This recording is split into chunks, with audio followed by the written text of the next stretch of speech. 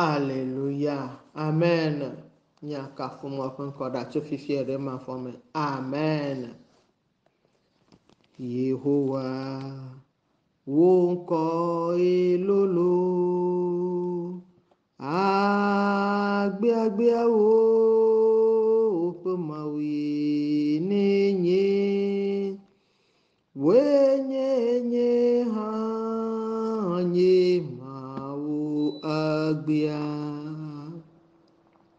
machodokwi nye anawo Israel wenye ha anye mawo agbia machodokwi nye anawo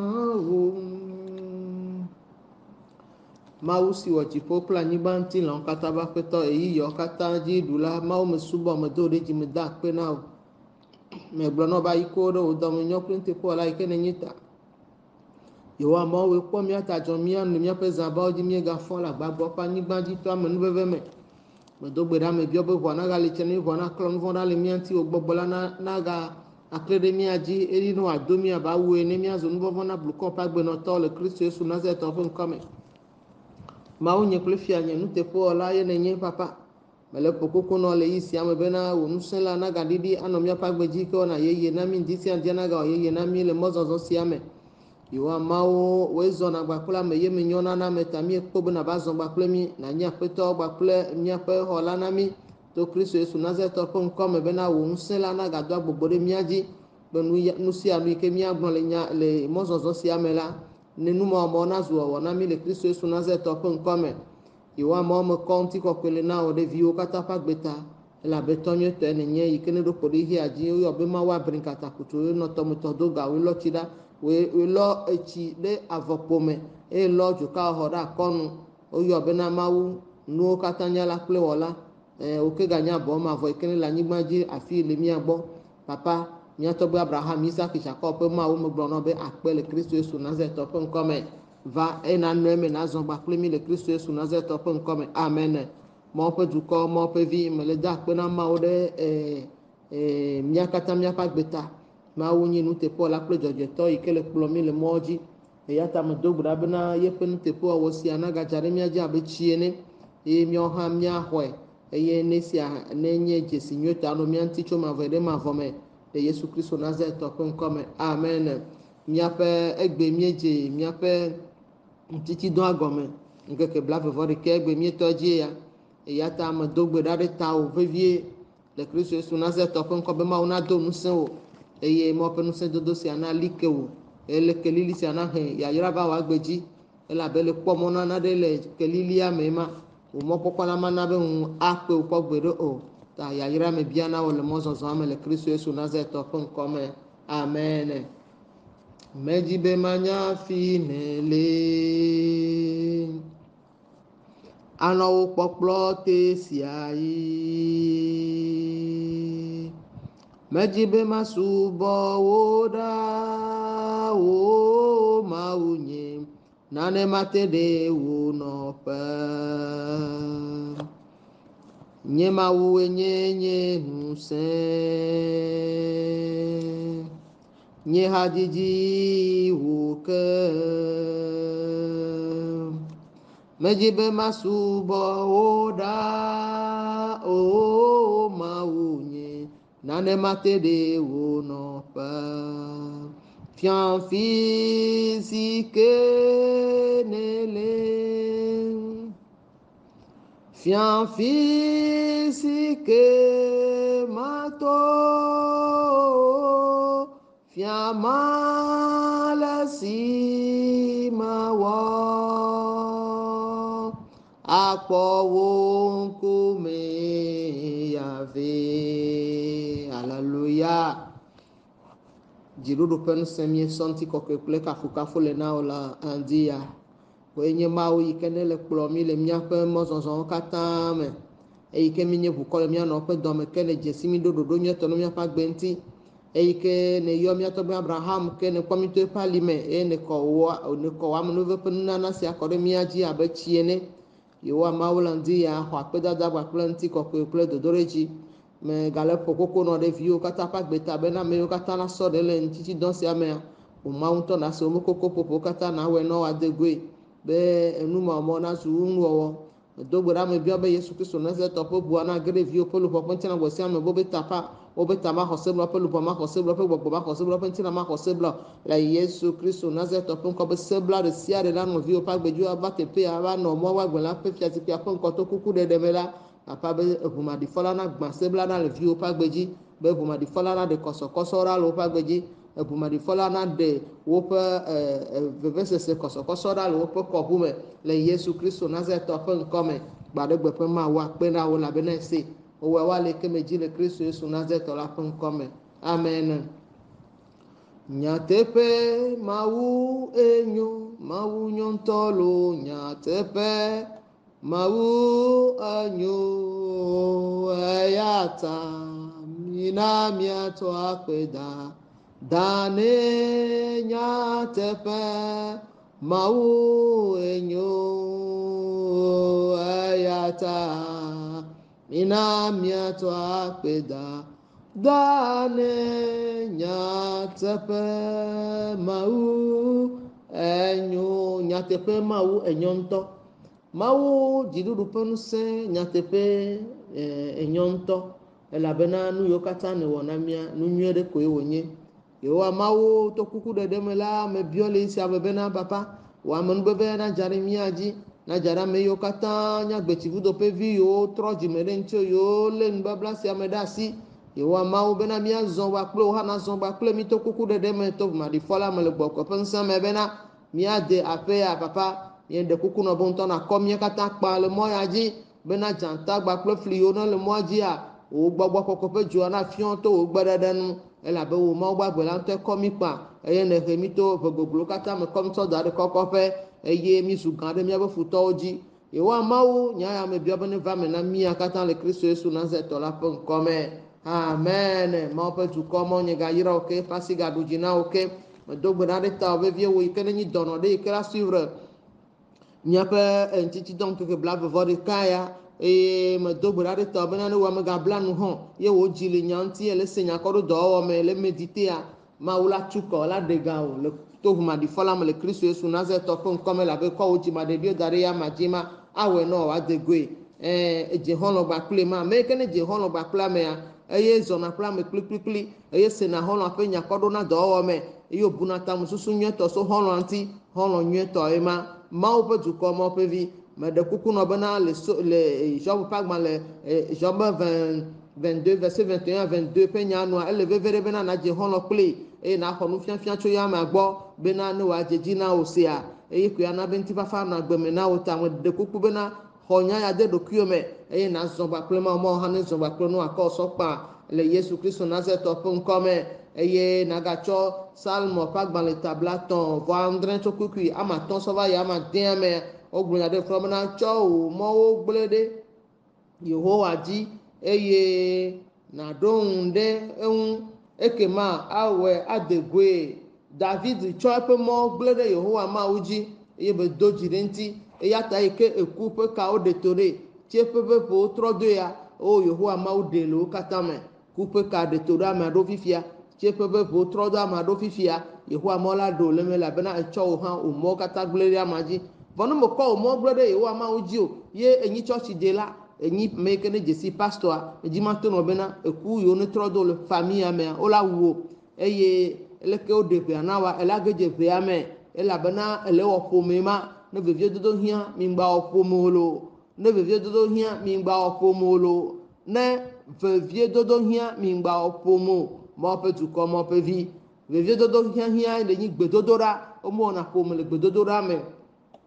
ekpɔe ɖa o ne xɔlɔ nye ya alo nɔvi nye ya ela va gbe ma do gbe ɖa nɔvi vevie dodo ke ne hiã ne kua va munyi wò kudo nɔvi wɔ dza ɖi ɖe eʋe ɖeka me lo turu wa ye ma etsã be tu gbana ne mu trɔ dzime wa etsã la yi alo ne trɔ dzime vɔ ele wɔ ƒomea etsã la yi menye ame aɖeke tutu wo lo wo ŋutɔ woe tutu ɖokuiwo ɖo etonu mase ta ekweda eyiko jode mi ajia me yo na fofo nyibe na ngba gogwa me won olo amo won nyine ngba gogo olo dende la gba jode mi aji chande me fiance ya mana nyi tetia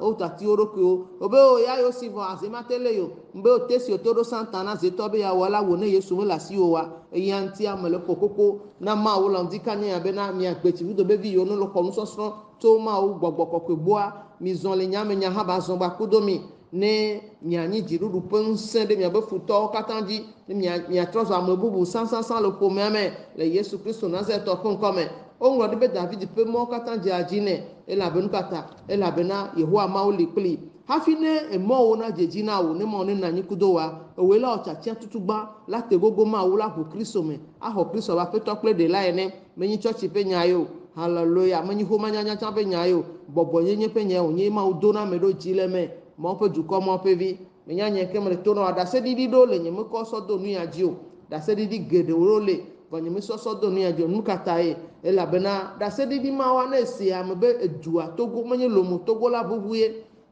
nye me di ma ko so do nu ya ji o ne amono ba ku duva ji me matrola o ji me trola o meleji ekweda ameyo ma ukona ma nyemele ji amerika na ba don pona le fia ata fide do gbara bo manyi ji metrolo anyi church de la alo le ji na de ba le yin amerika na ga don pona mo cho e ma unya sese le media di fia gbangba mi se de mi ayira mi kweda no troji me o se mo nya pa mo la we no bo no troji mo so o ji kure ma unti o wa mo yo hu ameja we na o nukata e me mo meja we no do e la bena me so de kele mo pe nya mo odola so oji ma de dokata dare ma oji yo awe adegwe na we le Kristo Yesu Nazareth opon come mo pe du comme mo pe vi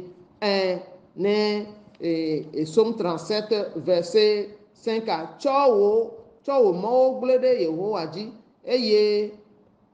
na dohun de ekema awe adegwe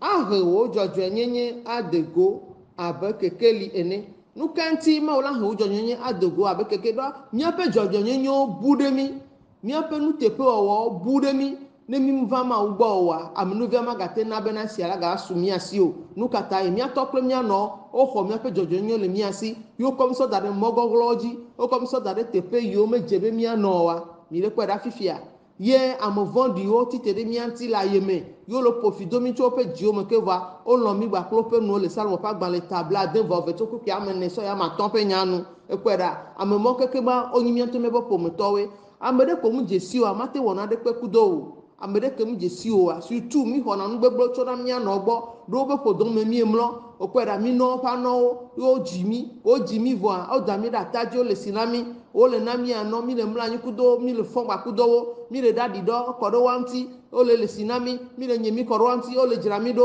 o mu jimi na wan no o mu jimi na mi abe nko gbe yiyo o jimi na wan to wa be nko gbe yikudo wa be lamonse pa wa pa gbedidi nono yene o le kaka ne nu no kpo na yi ya debe yo akua o so ra be vibu so toneme no senya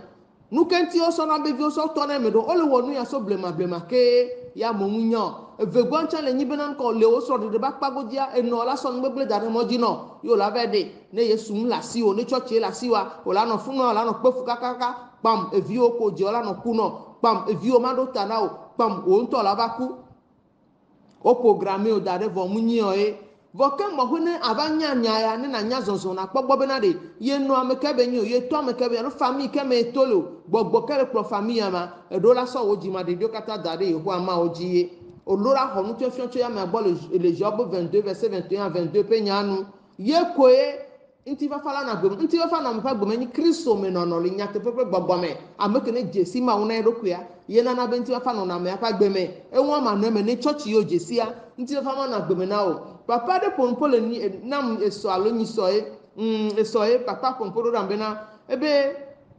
ye gun keke gbogboro be na ye do 60 ans fifi alo vobe ye gun keke gbogboro nu kentima be fike fifi jen ya me ke vale se ma unya ya ye vale ko be na fifi ye jesi Kristo ema bo papa dona gberara mota hon epona ma $1 o papa ke ba nu ya je se prier ni la file ko beba ye bele 200 limna me e 200 limne mama pastora pepe papa ma epreja pompona me pona npodo de epona mpo ngban be na papa ncha mekwe mu nyisi gbebo ebe a obe nye to nyimu nya meke mu nyi o togoto ne nunyo le miagba mi munyane o nyemeja de kaflolo togoto ne nunyo le miagba mi menyane o ho manyanya mo subo ma wo mi troji mede ne ma one na bebe tam lodo na va mi aka gbeme nchichi don keke blabo vore ke ake mi ejimi to le gbebe keke me agboyo ne tudo mi agbo na huto mi anto mi abe tonu seseme ma unya sese ko do o me mi abe jime sese wa mi de opugbe ne mi atro mi abe jio me mi abe ko mo to lo duwe de mi abe susu oji yo le de mi da o le de mi da le nya te pe agbo no ati ma gble mi ele abe na wa ya o le de ngbe gble nchi onyi santa na pe dola o pometo ko me le gbra me pomo katan yo nye be pomo ya me gbegble ro le pomo me afia me nwe ro le pomo ya me volo ko lo kakala nye be na famille ya ele togoji le nogoji ame nwe o ya o ame yo nya me gbegble o gbogbo ko la de sofion ke gbo ho la nye no ko oji ma de dio dare hu ama oji no ho nu fefecho ya me gbo a na be na nu yo ne la pe a de sofion wule gaglagbe menyi be na biba han le ko ya han bibla si wele ke mi na me be roma o a o gbogbo ko ne fion nu le bibla me ye ne nya le va nya ne chokaka oji me ke olupo printing and was ne honya eye ma me ko atema no kadodo nya ton kudo ma o ye ma ola duji na we ma recommande ton sort à l'Éternel mais en lui toute ta confiance et il agira alléluia na me cho nyi mo katan dare yo wa ma ojia awonu ike nye jire jiji la na ana be na nye kekeli ado okwera ana be nyi jojo nyi ado abe kekeli ni nka tinye be jojo nyi ado abe kekeli ni nya be nya tepe kemi le to nya tepe ya ira yikene plona nya tepe ado nyi jojo nyenye okwera yiko wale yo be na kekeli ya ta ko le nya tepe me jojo nyi melema ela henuka ela he ya ira ba no le nyi kekeli ya ela gbare jo gbadre ela na me viviti ke nya je dada viviti ke nyi somade viviti ke nyi numa je jiname viviti ke nenyi eferudu viviti ke nenyi kupata ela deda no ela bena ele nya tepe amema nya tepe toto obena nka obe blewo mo verset Somme 37 verset 5 cho wo mo gblede Yehowa ji eye na do de ehun ekema awe adegwe ahwo jojo nyenye dego abe kekeli ene ekweda jojo nyenye we ala hedego abe kekeli ene ye mogbona we ma ko so mo o kata dare ji me na so o tam so oji mususu nusi anu ko lo wa dare ma oji ma o hono pe gbanto lo wa gbeme ye mo ma le kpolo wa nya etrozu nya tepeto ma to Yesu Kristo pe bua me etrozu jetema ta jojo nyenye sia yike menelia yela hanuka ila he ya yira ba wa gbeji ya yira kela ba gbeji na wa le nyi kekelia ni mo be kekelia gbo klere je opa nu si anu ke ye ma nworo wa gbentia ela zon le kekelia me ava gbo te no kaka hogan me ela ba po kokoko no be ko si wa bi akubi kwami ela yo ela ba be kokoko opera ela va kere joro kaka hogame munyi wela kudukla awomleji to fiela awomlejila opudu fie kwa jimejo podida na le dua po le pudulei omuje hono kudoma wode hono ko jina kudoma wono na kliklikli kudoma uye odo na sina gbevlo nchie yo zona kudo nyate pekle gbogbome ye meku atimato nula nyono ela biya pe yayira pe safle le ma ugbo ma udo mi ba nyigba aji ba me sia me gba pe yayira e bo mia to kumia no yo ne jimia Ezekiel 16 pe nya gabake nyope jipe nyope jopo munyo o demito la fideo ko jimi voa o komiso dare gberome ko jimi voa gbeke gbole java demitoa o bena nkeke amenyie ta devia chaque matin la ko veno dare gbe ya meleke ela no gbe ya mfunu o la kudoke la so dare do anu ni cérémonie mi atogbo wona mi atogbo benu gbegbele yo o ma va mi rejeter nu mokata novi mi trova nyedu ko mi trova ni mi onya mesoso ni mi atone jo hallelujah Yehowa ma wo pe nana be na nu nyo nana me mi atogbo mu nyo okwera mi mo so gojeje na o mu nyo voko mu nyo fifia wa ba nyo cho lagba no zon le nuwa meke ya o lagba no zon le nuwa meke no lo to nya ba mo wo na wa nya te pe to ko be na no zon le nya te pe ame na enu ne nyo no Yesu na bu agbo no Yesu ko mi la yo ye nyi mi ape nyo na pe ye nyi mi ape nyo na pe jocho pe ta ye pe safle ale ma ugbo ta ma o kono kata chona Kristo e Yesu Kristo gba be nu yo kata ele wa fofo ele glore ya fi ele wom ye nta be dunu to sitere nti po chola pa sitere nya ya nti be na ya e mu honya ma giso nu kan tila be na ne troji me do ma troji me fi 20 ans 30 ans ya e mu na church ya nye wona no ya kna pastor mu nyinya ma mle to no jesi ma una dokio ni na kuria manti honu fiafia to ma wo pe nu me ni gbogbokoko na fi on bibla han le peda ye pela na unti fafa deto nu katana mnyame gbogbo mi va fi ogbo mena tata fidèle que o dogbra na kwa unti fafa de gera gbenyemo unti fafa me mule vom le to nu mele unti fafa me ne nema yo chola no to nu mele unti fafa me ava o ma chiemo maula no do nu kokwe na nyigba kudo e gbo na be amen ne nema yo lema ma subo suba munyi pono ku botayo amano lo konam ne mele gbo monya o konam kaka lanya rude nu me na ndoda ekweda no le koma o le do olonka o le do veve sese na won to dokio e nu kata e nyaba mo wo kom le to no le gbogbo kokome ma on pe du ko mo pe vi midola so mi be jima de dio dare ya maji nya cho mi ape nu wo kata mi ape hundede mi ape nyona nde pepe mi adede ma uji e ya kwe la we ba de gwe na mi e won ma no me ya amegotore ke mulo la we la de gwe na nyi bakudo father de po pastor de po munyi nyecha nyeja we la de go na o ao ncha ntu e no ngbona nyanyi no nyam gbogboro kele ni aja mi nyanu ke jore jinye yenu ko mengbale to kugbe le ko gbale we do da gbonye kia mule gbule na mi di muso de pe so wla domio me be here ma no yo la konjo he pempe ma no yo majo po ma no nyanyi lajo no vinye kristo to ni nu ale wom ye ma o gbobera de nu ya va no fie ele wo du ko ya diti ya de du ko over ni ya jra odo no wa no ebe hogame ya ma o me ko jago ha do de ni nyate pia le to la no senya so do ki o me mi to mi abe nchichi do aje egbe ye le yin keke gbanto 21 juillet on keke bla vo de kemine jao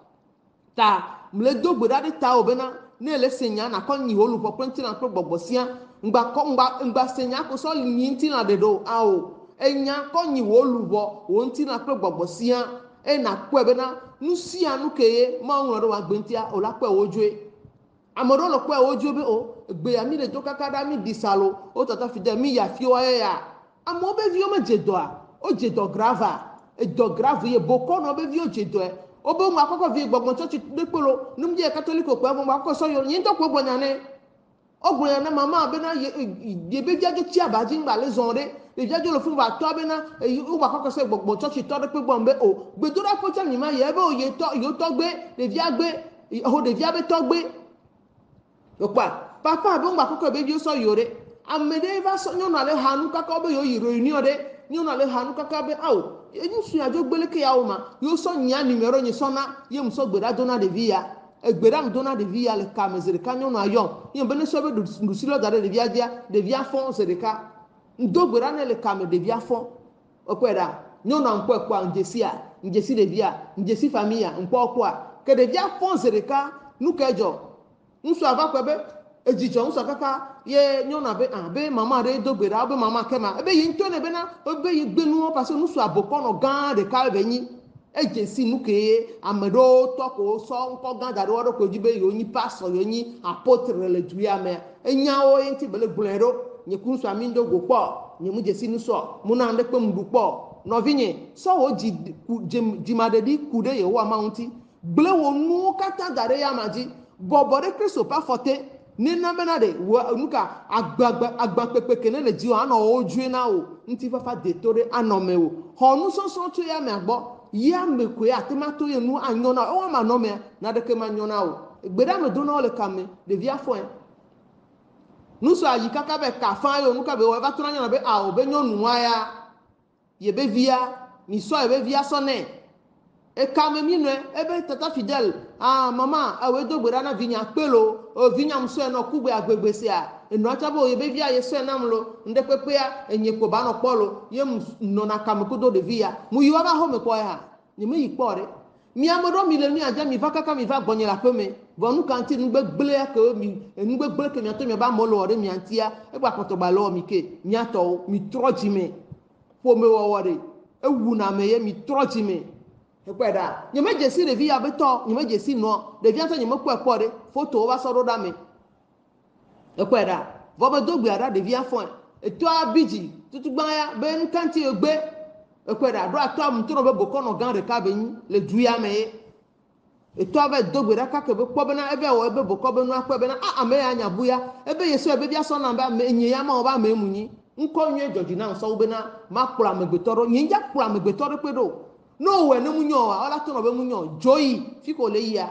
yato mile nyabe nchichi dan egbe mi toje ya me amesia me ne jolo puame kaka je de vioji ne mi mujo wa me no be ya mja otole mi aji o mawu le dza yira mo gbadre vɔ ne nɔ susu me na mi bena ne mi mu trɔ dzime wa haha gã aɖe gbana haha ke ne gbana me le toe na mi haha gã aɖe ke ne gbana mianya be yewola kpɔ gome le haha ya me ne mi mu trɔ dzime nya yeme nuwo la munye be haha gbana togo yo haha gbana hihia kpata me ela nyi haha gã aɖe ele dza dzɔ le kpata me se ɖeka ye le kpata me haha le dza va nɔvinye kristotɔ no mawu le sia nye kudo da ɖe be haha gbana miatɔ mi na miado gbe ɖa mawu ɖe na mi mɔ mi ɖe kuku wɔ na mi ɖeke yehowa vɔ ye mi ame ɖo mi gbea haha la va kpoyi ela mi ame ɖo mi la kpɔ gome le me ame yiwo ne trɔ dzime ɖe mawu ŋutia yiwo tsɔ woaƒe dzimaɖeɖewo da ɖe mawu dzi be mawu koe la xɔ na yewoa mawu nuka mawu la xɔ na wo le yesu kristo nazaretɔ ƒe ŋkɔ me menya nye ke me le to na wa egbe le nyi míaƒe nuka míaƒe ŋtitsidɔ be ŋkeke nuka be ŋkeke gbãtɔ mitɔ dzi ame sia ame ewɔ funɔ ɖe ke si fu le fifia mia funɔwo ko ne le teƒe vovovowo mi kpɔe ɖa nye medzate va mia gbɔ ɖeka tsɔ mawu me ɖe mɔ na mo ye mi kpɔ bena yewo be fua ŋkpɔ si o wa mu hiã ne miawɔ mia mi ɖu nu mi nɔ suivre prière ne mia sɔlɔ da ɖe ƒodoa dzi ne mi le do gbe ɖa kpa mi nɔ ƒoƒo na ɖeviwo tsã le ƒodo me mi nɔ ƒoƒo na ɖeviwo tsã eme ka ɖe dzi bena mawu ƒe amenuveve ya gbadre ya akɔ ɖe mia dzi akɔ ɖe ɖeviwo dzi ewɔ yi ke ne nyi dɔnɔ ɖe ye le se nya ya kɔ wo dzi kpata ku ɖe nya ya ŋuti eye nato na mɔ bena la yɔdɔ la tuka ye yeƒe dziƒe kple yeƒe dzɔƒe menyɔ yewoa mawu ɖe gã tuka nyi hã mawu la ɖe gã la tuka o le yesu kristo nazaretɔ ƒe ŋkɔ me o la kpɔ be dɔléle ke ye dzi ne le des années ela nɔ wo dzoe nɔ mama aɖe mu le dɔ katra ekpli bɔ tsi teƒe ɖeka ye enye wɔ ne am dzesia mama mɔselemtɔ be nye ekpɔe ɖa mɔselemtɔ be nye esrɔ̃a ku ke emu dzidzo kpa eviwo tsã dze dɔ evia ŋsuvi tsã ku kpata eye vɔ ye ŋutɔ ɖeka kpli bɔ tsi anyigba nu ka edzɔ ɖe dzia mame ɖe sɔ odo de prière nye sɔ yinea ele se odo de prière ame ɖe va gbɔ le ƒo duia mama ɖe mu si tele zɔa ŋkpɔe kpɔ am dzesia ke va na dze ŋkpɔ emɔ ɖe amɔ va mu 2 semaines ɖe alo semaine passée ya esi tele zɔe mu do gbe ɖa ne to kame zi ɖeke amlimanukunu wɔ ame ke kpli bɔ tsi anyigba si tele zɔe togotɔ mɔselemtɔ ɖe ne mu lɔna be nyagbɔ aɖe no trɔ kpɔ trɔ ye ame ɖewo nyi aɖe wonyi ame intègre le mawu subɔsubɔ me mia kristotɔ yawo miame ko mi nyi trɔ subɔla yawo mi be mi xɔ yesu dzi se ye mi trɔ dzimea eƒe dede wɔ be nukpo mi wɔna kaka nu vi ɖe bi yawo mi kikli lekea mi dzɔra le mawu agbɔ vɔ woho mi trɔ gbe domedo mawu amenuvevia tsã la ɖe ɖa le dziwoe miatɔ mi tɔ ŋtitsi de dzi se aprendre wa le se ne nya vivia va mi la se ne vevetɔ va mi la gba se vɔ fi ya wo se na nya vivi o nya vevewo se na enya veve dana gbe le ame ŋuti sigbe tata ɖe le nuya dzi nu ke dzɔ ɖe ya dzi eya eso tata fidèle nuya leke tata fidèle nuya leke be mi le gbɔgbɔmetɔ atsã ɖe ŋutina tsã hiã na nuɖuɖu nɔvinye xɔ nuya ebena nke sɔna ya egbe zazã vɔ nuwa ke mu na gata wa ati ke wa dɔnɛ le enuya ye leke ne Afrique du Sud ye agba be nyi dɔna vana ye nsana ɖeka 50,000 francs okpɔe ɖa nsane sans que nua va tsatsa nenea mi sane no 35,000 va sa nua 50,000 francs doa no hotsi yo ntɔ be corona be na kpɔ sɔ ga kɔrɔ dzi no se atsɔ la kpɔ 5,000 francs le dzi 5,000 wa nke gba sɔ no tata fidèle ahoya me gbe aleke miatɔ nyingba nya leke ma gba lɔmi do kwa nyingba nya leke ma lɔmi do ye me kɔ atike ya ɖeka na tata ya egbe atike ya nunu mawu le to na be ɖe onya be mu na atike ne de do nya do gbe ɖa ɖe nua dzi ke gbe enua le tetre leke be le carton me va kpɔ sɔ ɖeka ɖa nyɔnuvi ya egbe nua nunu ka sɔm va le bia kwa bena ya enua ve na ŋutɔ bena yele dzi nu vivi ɖe ya ɖu ɖe dzi me zikpi kpɔe lo ne be ma bi dzi do ya ye ŋutɔ le be haha me menyi nye le mo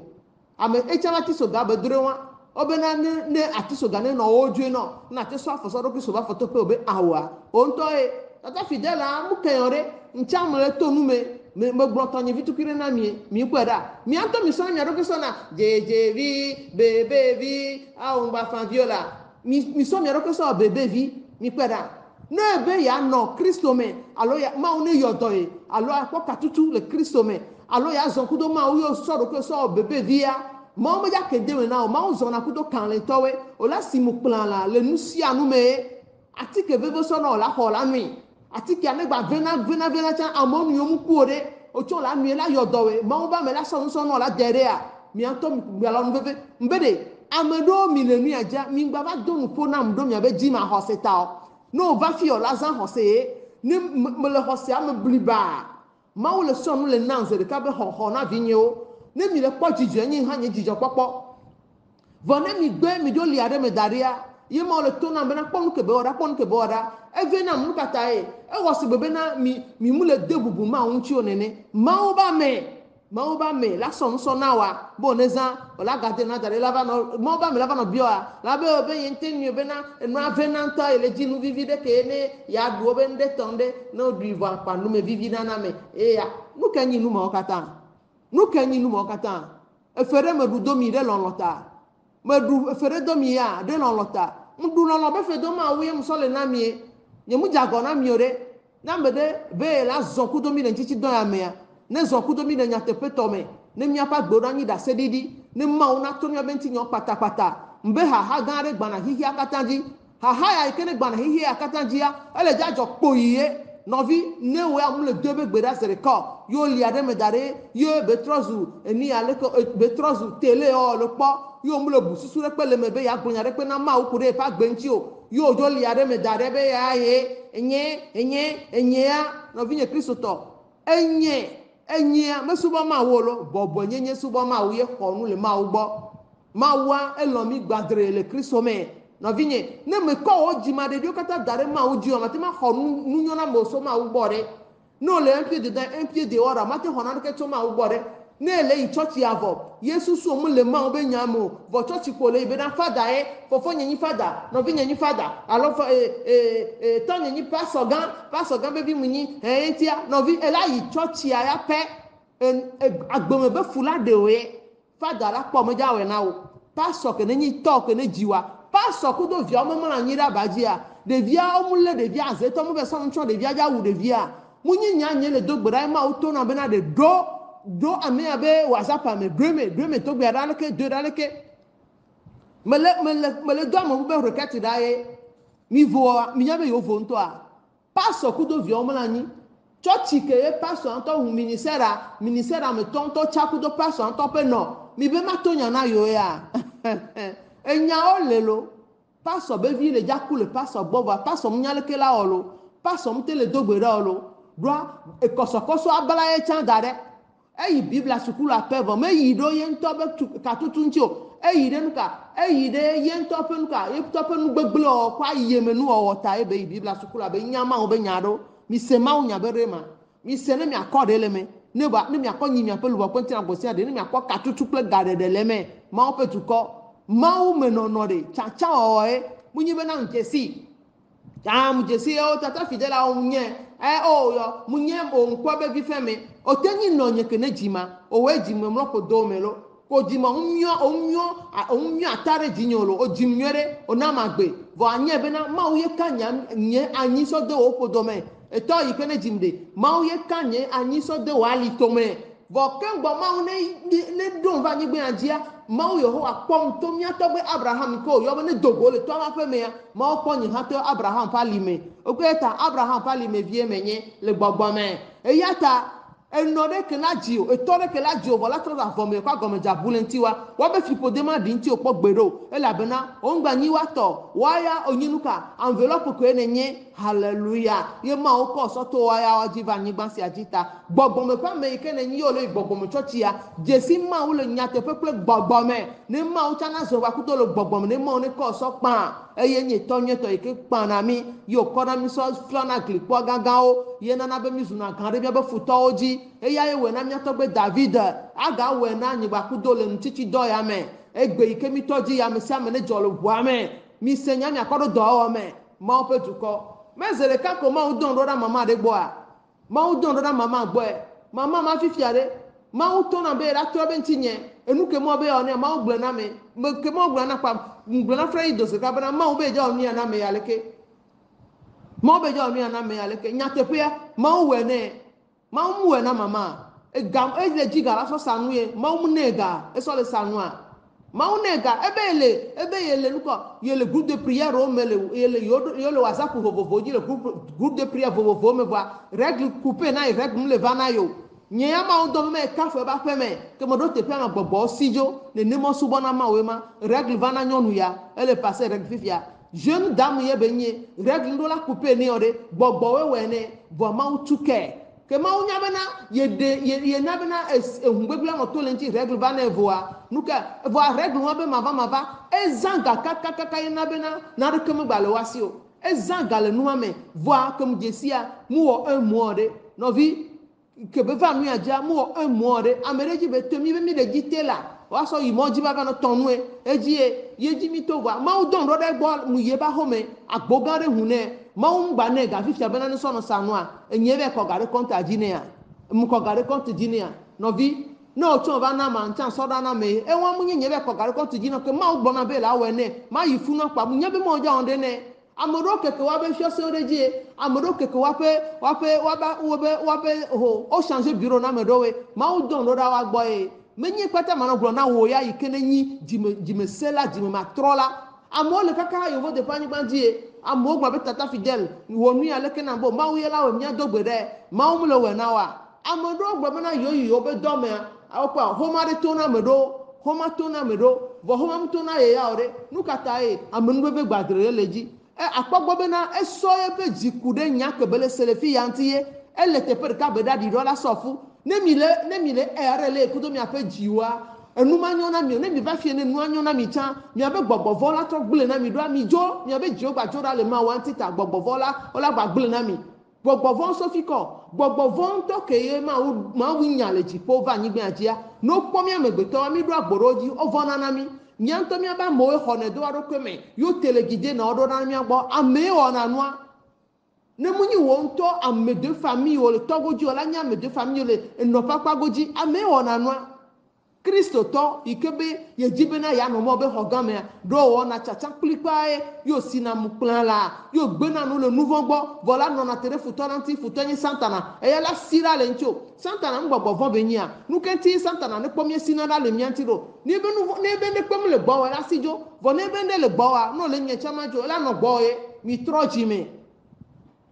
nya so mi be jima de dio dare ma uji eye kwe wa de mi ape jonyo ado abe nka keke liene keke lima le ni yayira na mi mle dogbo dare taole egbe kene mi ton titi don ya ji abena ma o yeho na duchi na o kwe aba pe to wa pe de la ene Kristo ema eye na no ma hu pe nya me be enya na o ablore vie le Kristo eso na ze to pe nkome e la bo bu plesi ke ba kore anya e kore de to si atokle du si aduku do gbogbo de si areme mo pe du ko mo pe vi yeho amonyi nu ke ko la nenyi be eleya ma pe nya me da sia aduji na ogodo le Yesu Kristo na ze to pe nkome vone me le pe nya da si onyi nya sela vo gbem omulo ode ji owa mo ma te ma duji na wala bena ye nto ma u pataklia e so nya so ye pe no pe enya iko so ye pe no pe ya egbo be de na bubu nyanti e la benu si anu kejawa e wona le nya me enya le nyi de la Yesu Kristo we ya me le Kristo mo konya so wo no pe ma u ga ma konya so ye pe no pe vole jibe ma uni yira ye vo nya me le me wo leke mo lo kala yira o na mare ga do gbara to ni ya yira gbana ha ke nya me le mo le ka de mo kudo ma wo ya yira neva evo santana ke ne le mo jino la ho ya yira na bloquer dare na we mi ko mi to gbe Daniel ni gbedora to nyere e ikene ejesi ma una idokwe ikene po ha Harvard kwaji iye wa do so ya bojo yin gbanji ga kifo Daniel no te gbedodora na pe ma wore odo ya boyo yin gbanji wo Daniela enyi ame integle mouse bo subo me le gbedodora me o chitere nti santana chitere nti to jo po ngbobo le me ga ke vola ma udu jina Daniele ko le be dari janta pe be me be ao enye pele ru ale ke ma o mo gbenu le ma u gbore ebe Yehowa ma u honam ma o hone nya tepe dega na jantao okweda Daniel be nya tepe totota ma o likli o ya alapada da kuda yemenu o wode ma oba menti ye na be ma oba menu be de dale jofifia ke no ato nyonyo no nko be na oba ti mojia mi troji me mi bia ma o menu nya ne mi asoso bo ma o ne ma o ha ne zon kudo mi obe miele zonzon quand le to Yesu come mi avon powo Kristo du alo hamano le jiare mi jina ha okwe mi mesodo na do omo mi le zon le kan le to Yesu pen come mi ma vo mu kenti mi ma vo do la bana mi so me jima de do dare ma oji le Kristo me e yata Yesu Kristo nya ba po ho no nya pe de nya pa ga nya pe mo sensi to pe ma vo onye na mi fofo ma vo anu kware to o kwa nti fa fa fia e onye na mi ta nu ka mi avon na e ye nyi nu katanya la yikene ba so do ko sa vo de nya kudo ta nyima vo na de kore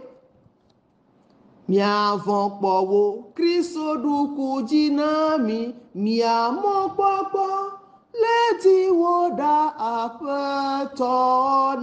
honami miede kuku ekwada miede kuku na wo mia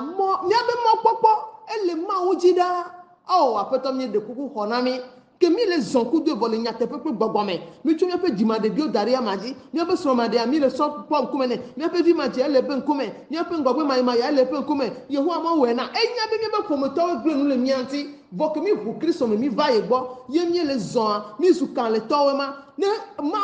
mawu be nya menono ne mo be nya me le mewa matinyi kan le to mawu nya menono ye nana ba mezuna kan le to ye nana be nana le gbonyo la gbon to kakade jide e gomme ibe na munyi won tele popo mo pe gbogbo le pompo le mewo mo pe tu ko mo pe vi mi na mi azon le mo pe nyanu mi amo popo le di wo da apeto na honami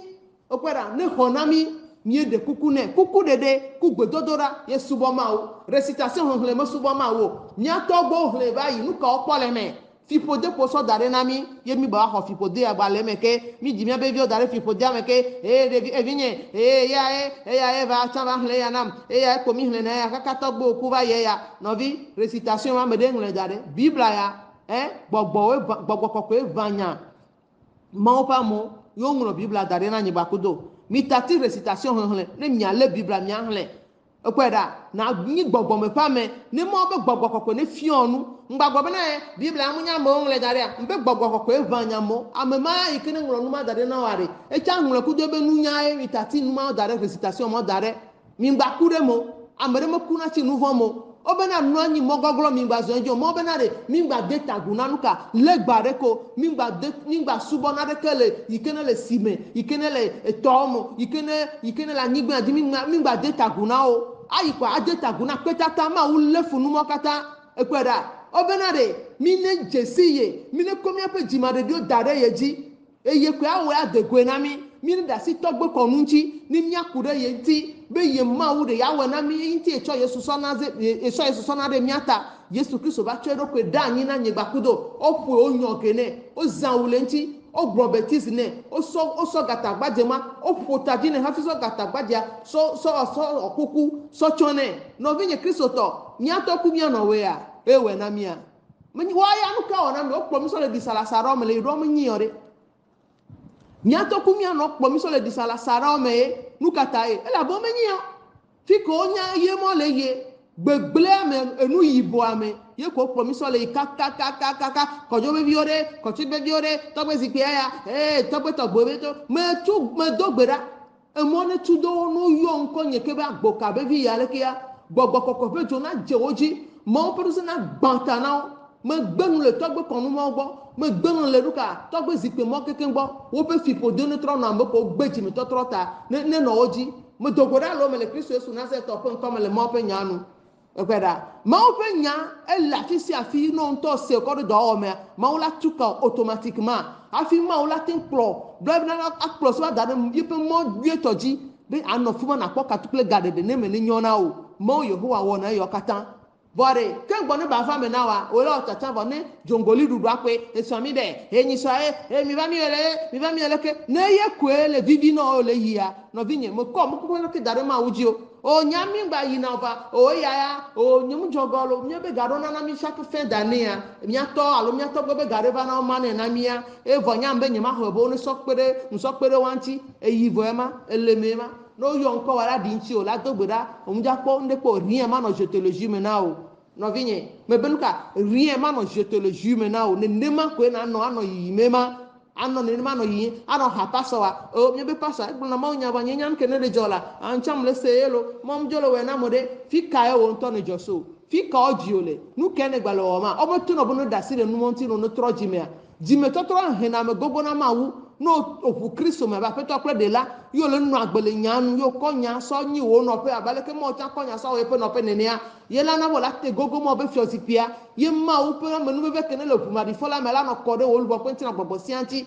ye la na bo ta kle lu bo kwenti na gbogbo sianti ga ko sebro afima me wo jojo nya ado ba kaka ti ene ado be kekeli ene ye ma o la ko so dare koko pe o la su gan re o futoji vo e ma no me ya no vinye Kristo to o jibe ma bro no be na Yehowa ma wo mejate mo na de kena o no mtore ya manchi o ela be na ye pe nkume kpo na gbegbo na de da kaba vo kene le gbegbo mo joli ade me dare be na e be nyacho yo le accuse ma wa ne no ma ko la no e ma ho ma nyanya mesuwo ma wo ho ma nyanya mesuwo ma wo e po mi wo mesuwo ma wo no le proji la dogbera e no vinye telephone allo aha eri ya ke mi ja dogbera se a e ma mesuwo ma wo nto ikroji lo ho be na dogbera na ma wo anya bele katambiare gomema yele mango ba mede boy ma mo ba mede be gbe lese ne me se mi ba gbe wa ne yo vo gbe ne se na po mo ba mede ke dona yo vo gbe na no be katambia gomena no te pere kana dadi dona sofu ma usubo subo be se gba pe dodo wa na le me dasi e kuma ne la pe me no e la raté o me nyanya ke me le tona wa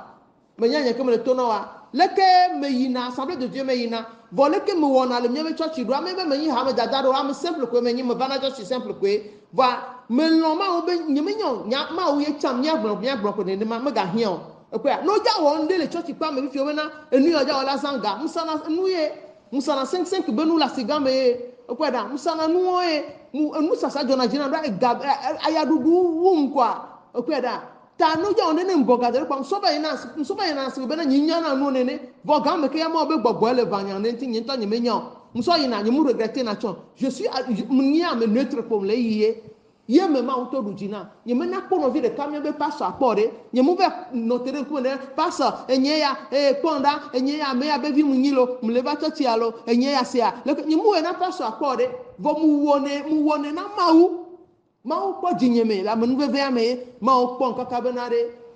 me papa de gbogbereka tata de fion funa be ma yemu yi mbe papa ne dogbere tanye be na mle jibe na de a o mo ne ve ncha nu nyila enu ya de kele njan la a o papa mu yi papa po nka be na munya be da le tona be na de be e dogbera papa prophète ye benyi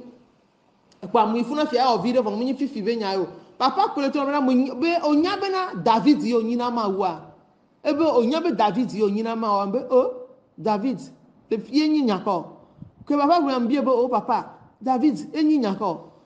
mehla David pentinya ekweda mawu so nye fu pepepre nye nume toto so sokuo ye pa megede o le Bible me so le pompo na to pa me siami na ntontoji fian fido ya no iwa gbola bola ila la si le gbogbo ma do gbera no la me ga fo ma la si gbogbo me ga fo sia me je mele obe yo nya apotre fian fito amo wulao no vinye Kristo to ntiti donc que bravo vore ke jimi to egbe ne wo yo le sinya ya no ngba nya nu le fi yo wa nyem nya fi ko gbaja be nya nu lo nyem le bran le vo gbe me na lo mi adegbe me le to eno le be na ko oji ma de dio dare ma oji ma wo la we na o nya bo wa do gbera re ta o ye wo to cho la no do na vare ngba se be na ye to ala suna yo mo ba me do la no bu ye mo la se de be didi be na ne do gbera no ne mi ne no wa no vinye e fi ke yo lo bu mo ba mele yo so mo be nya cha se de le ya mo la no pompo de ba me we na vinya na vono ba Jehova de la mo ba me tia mo ba me yo na nu gbegbelolo enu gbegbele le famille me na nya to yo la ba de se bona mi o promi na de wupe avi yikene nya avi o fana avi ma fa avi fa ma voa e gbagba na ke ne mi le senya o pa mi tro jime ne mi atro re nyanti ne mi ape jono kure ma unti ne mo ne wonu na mi ko be jima de dio dare ma uji de mi kwera yi kwa na be adegwe awe adegwe na mi ape jojo nyenyo ado abe kekeli ene aba kaka tie ne to Yesu Kristo me jojo nyi ado ele nyi yaira hallelujah ma o yira na me gbadre o kwera ola to millionnaire yaira milliardaire yaira le Kristo me munyi bentina me tom le to na a o mi tatintina be nu yo kata dare me ja promise re jipo no nyi gbogbo me pa me ye mo be gbogbo lo problem na onua enuna na ntiko ema ananyi na oda le Kristo Yesu Nazareth opun come mo pe du come pe vi me le ponu kude enuka miape egbele nyi tutugba pe zonson na miape 21 jours eva paki ke mi le jadua enyi miape nya Kristo tope miape nka miape pe 3 ans ye le nyi nya chemia bazan e pe ke miduna paki ya mi na bia mse la no nu he me nya kpo chicho nywere Mui bena no jabe du pak kwa pudu kwa bena eleyi egbemi le du pak ya ko so ya bi ko nko da je eni adare lokwane je ha adare na ye munu na o ne blogo da se ka je whisky anam okwera alo je vin akeye me alcool le subona ngame e ma vane mi adu asan e azan du pe ko so ya bi wo ve donc be nyi ye mele to na wolo mi abe so de mbena ne ko ya fide yemi pa elle est fatiguée yembena be fi ya kele fatiguée de fi ya miajo yi afide ko duna o dana nu nyore le ni miadu nu ade ke ngbe ni miagba je me mo so zaji pa be yan mijo be tata je si fi ya ke mi so funa so yi ye mi ve so nu so du le funa ke mi duna vo ebe na manu aha ka be mata em jina mata em nuna kwa mbe o nya mata mleji ebe obena edele nde o yo na chipsa alole ko yone ya nyemenyo bi ya deva obo we kudo citron e kwere be ya be alcool amu sugbon le mo be onu ya leke pe no vi onya be ke menunu ma de ka me gwa me je do cha baji do ba do se rom na mu ya menunu ma de ka chips wa munu ya nyemunyi fafa cho mbono so do si me na ne batro jezolo e fa e be nyemu na fafa wa no ke menunu ma de ka ke mgbo ba mu je do do ba do se rom ma me ve pata na mke mgbo he nyanya kem le tona wa ele kwera nyemenya nyama hose be biya mo se biya bende va alcool am su bon mo va kem nuya mo jil dozereka e kwera ma o ma jinu mana mo e kwera e mo tona sora be na nyimba nunu agbedegbedo chips alo le ke millionnaire alo shila ona be shili o le dia tu kan so le fion be shil e kwera ma o pe du ko ma o pe vi Yehowa ma onye nu tepe ola kene lo onye kudo yo de na mi ape gbagba po so fiona mi to Yesu Kristo me vome mi mu bobo mi ro ke o wa mi na nya gra je la ola no yiye bo mi le subo ma wu le nu ka le mi abe dia o meke mi me ko bi abe jima de dio dare ma uju nu kai ke mi mu dare ma uju ma ma ti ma we wa de go na mi ore ke mi mu je hono kudo le hono fiofio ya me agbo wa de le ko la hono fiofio ma u gboro mo fi o be na gbogbo ko fiona me bibla ha he enuker amerecha so ebe nunya yebe humanya nya ngro dare yo vele klare munyi yenyi ma subo recitation ma ofiomi numo le school vai mi hle vai no ogba poto ba lejikia no bi wa gbe wonu sisi mebe ha gande gbagba na hihi akatanji ye munyi be togo de ko gba na hihi akatanji ko le se vi fi oro la no to gbera be na ha ya ma one de dana mi ne vacha o yo ma po gomele mo ela be na ma u jesi o ho jesi ma o ko pe nya so o no pe abale ke nto ko pe nya ko o no ye nto ko pe nya ko ye pe no pe nene obe miadi ya me ane Yesu Kristo ma u vilava miadi ya me ne Yesu Kristo ma u vilava miadi ya me fifia wole mi ajramdo fifia wo chefe nya nyimia lubo okweda o chefe nya mekecho Kristo pe nya so nyimia pe lubo ma o pe nya brodilawe me one le gro mo pe nya we cho me nya so le nyimia pe lubo me le tibe wo lubo ne onka ne no tete no me nwi ekweda wo lubo ne ponti fafa le nya sese pleji wa me eyi olubo na kpo katutu ple gade de no adonti na hana osereka be mauna na be na nuita odoba nyigbanji doa ne wa jeji no ne me no anyona o yenti me bro na maunya no ndisi andiro yenti ma uche pa me do be na mi no nyeju kopo nko mi ami gbo maunya mi no bro nya agasi aga me he putu vinye agbona mleke one na leke tododo enyo vo sanu se enyo agbope ami Samuel pa gban le la me mo pe du ko mo pe vi Yehowa ma u lomi ma o pe lolo ya mi o pele mi to ku mi na ogbo eno pe toro jivi obevio yo do obevio le Ezekiel pa gban le pe nyanu Ezekiel 16 pe nyanu yo o de mi to wa pe fipode yo to fipode pa u dona mi so mi be de vio meke alo ike mi fu le podome na wa o komi so yo ba ze gboji yo be de mi so dare tepo mi dunado baklo o wa to mi so do wo podome ya ni enu mystique yo no na wo le gbogbon ba pagoji mo gbogbo ko meuble mi po yo pe podome ni e dans le podome na ye no tivia gbogbo mala no pro de via gbogbo la si de via suka podome ke o wonu ku de via to ka be de vi me ke kenyi fu ko no pe dome vo be na de ko gbo ba jimi vo ba le de mi toa nkuro ba po mi asido ba le mi po o lo wa be ha po pu me o lo wa be club o me o peda yo le so somva amaro doziva kwasi be via ya ojo be via ya aha one enu ava o so tatra de me voa aha o de via be le tv nyontolo mi na mi ature zereka o mi va mi fi ale ke mi eta pepere nti wo le eta pepere o de be vi manya de nti no la pon so yi no la so dozi so yi funwa vo la na bajira no dan vo munya bo ko so ite pe mo ve le gben le nti o mi ato o be wa yira fo do yi ke me ne mlo gbapla no yi ke ne no ye Yesu Kristo don ti na nyo na be na de mo anse ma va yi lo Yesu Kristo don ti na nyo na be de ngbo be awo ebe wa yira me yo le se fofo la penya yo lo nka yo lo wo ejila bon nuketi Yesu gbo be na wa yira mo ko le senya yo lo wenti da bon no ne no regime ne eto regime ne eto agbegbe ma je si ma wona edoko ye yin recitation hen la boye gale prononce il a une récitation avant ne jo va no ide e bluko meke ele vivitia me doka récitation ba pro vitike me bele ya wa me fi oto so bluko o jinde bluko ma me ya bluko la plombre vona me le bluko me kaka mbe na yo miami de son mi kudo mama mi le nya nchama de son nchama do pomena do kwenye yo be o ma de son miami do le gbagbo mo va poto mi ja wo so sa voye yo le duji le pudu le choti ya a paso honamla a paso ma de son la enu kenele o ampo enu kenele o abe jochopolo nade yo ba le ji yo ba troji ya me yo ba itepe ya me ye paso la do gbera no la to no be zon leke jolo wa me leke yo la be o paso ya nto ala ba le do nam ye ma nya mu isukulu kaka nya homa gan ya ba do o be o famille pata la we na o amoa de be jirana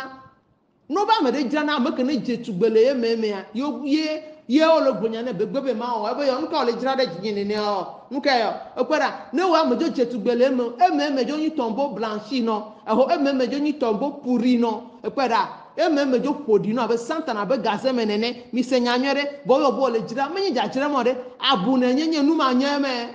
ma on gba ba me o de be jira na lo me wa o de be jira na le famille me ko jira na mi tati nyamo kata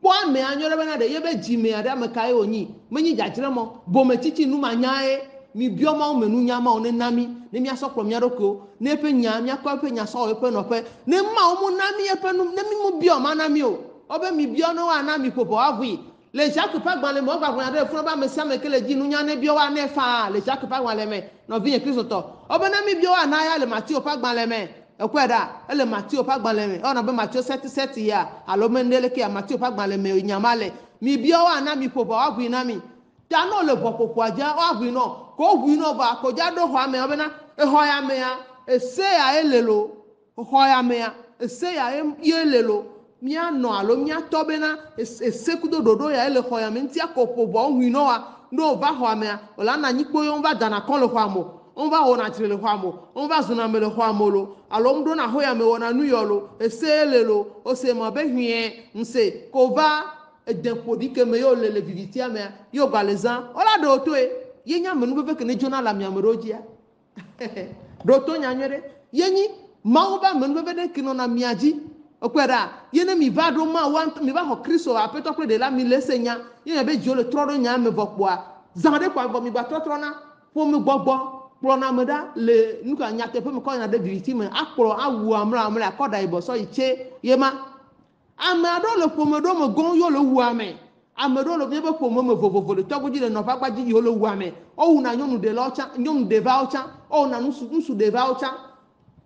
enu mala ke mi lo kakala nya ye mi la te kula nso me mi la nya be na mawu ye ho ale fio mi nu be mi azon le me ne me no anyona mi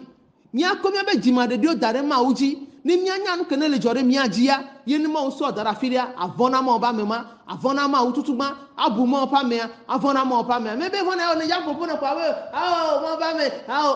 mo ba me bubuta mo ba me ni aleke menyi nyamba mo le to na wo ne so kaka jime no ati yo me fidèle amodo na me o mu ya me tata fidèle jonda amodo me fidèle amna be evangeliste mbe de pepe mi yon kwa avo jio me ne kore nchinyi ni mo ne yira o ya ni ngbava no fia agwava no do hehede ma uta fia ma one kwata obetata enya okoko gbra enyo na nto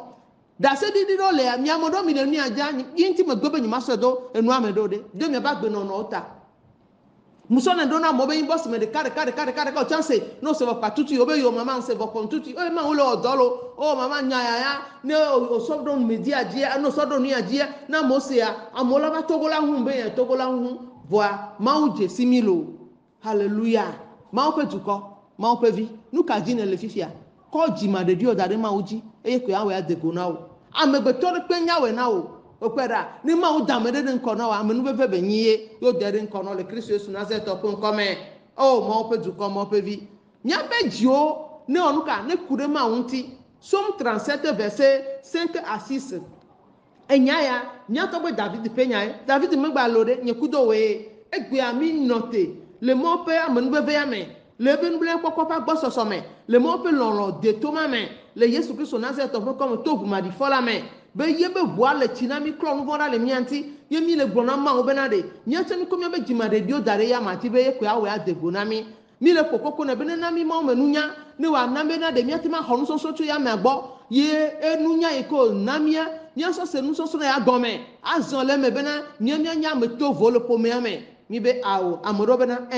mawu mva gbo ne ma honam e yata mu fu Kristo me bena nya poto ko nye de la mawu be tu ko mo pe vi mawu Yehowa ekpoto gbanye mawu ke mutro ele nchichi doke di mi tole egbe mi toji mi lo mi ja 21 jours egbe mi premier jour ani egbe ni nkeke gbanto mi toji ya ne el senya ko do ome ne ele senya ya olozore nya ji ya enya la ko so ablo de vie nu si anu ke nanyi viviti le mo la zu kekeliye nyanya ke mle tona wa mle gbon nya te pepe nya na oye no vi ne mle gbon nu ke mle tona wa ola ono le segbenye ola no fanvie eso mama de tona be na tata fidèle yese audio nyede ya be audio de yo ni ya minute ke be audio awa ebe se ko be mle fanvie nya te pe mle fanvie do enu nye lu ba ko be na do kwenye be na ma wu son ke sino nu na mi amedo voa me le ko be na mi amedo mi nya to mi bloquer mo na mi ado ko vo mi jo le sasa gla le yi e wo nu sisi na mto ye nu nye ba ko be na e wo nu sisi na do kwenye be na ma wu kwenyi ma wu ye benyi ye gba nyi ma wu ye kekwe la nyi ma wu de ke chamelo ngbado jane ke ma wu pe duko ma wu ma gba lo mi wu nene mo obe lo si Yehowa tolo mi amenu bebe si okodane miaji ameka menye na Yehowa meka nya munyi na mawo lolo amenu bebe nyeme jore nyeme kore nyejipere nyiha nyeme sira lo gbo a modogora lo me o ba sara gbegble yo mo plon so to nye de bi meke yo tutun be dare be ame ma o ye demle be ame ko dare dogbaji yo kon so dare kokope amenu bebe onye menyi be miri ya ko ma kore me be ma o kon dare kokope akwa evo ntozu mili ade kan gbe ma o a o fifi npo be ma o na me a o munyi yore a o munyi millionaire fifi po be a o million la si o so do mo be do ame million la si o so do mo be do ame mbano mo be do ne ma o le yira o le me na pote dare be entere ka ma planigba ma tu kwa ma de ma tu kwa mewo ma tu kwa menyi ma tu leke ma o leke no vi o chono po wa du no lo we na o le ma o be nyanu ke ngbono sitere nchi wa ma o la po e jo le bible me mi so ma o menu nya so le bible mi gbono le récitation ko mi dogora le no ma o gbe nu mo kata na mi dogora la sarome asarome be no no ahina mi so na de kume o le blemiye mi hle bibla le gbogbo me mi hle bibla ko gbogbo kokwe mi hle bibla ko do ma menu nya ne ma o to na to asinya o ji no be vinye ya na se mo be gbere to me hafi no site no le zon la be yo fifi ntom tro m jesi ma una do kwenye ya ma o pe du ko mo pe vi ma o lo nyi ba kudo mo mu jibe mi e de chochoro mo vo mi anto be a o nya nji me chochoro me e ma wu ya no funu mu jipo yo la enu ke na de kemele wo mi anto me ba pomoto we la amebu mu le gbele mu le nchi o la esron komu de omu ya ba home be so na wa e vi komu tele jonye ba home be so na wa enu ya do pe wa ko ti omu ya ba home be so na wa amere pe mu ja site la onu ku do ke ne mu je si wo la ve vieto ko do ko mu mi mlo la ve vieto ali to mo ke mi to le la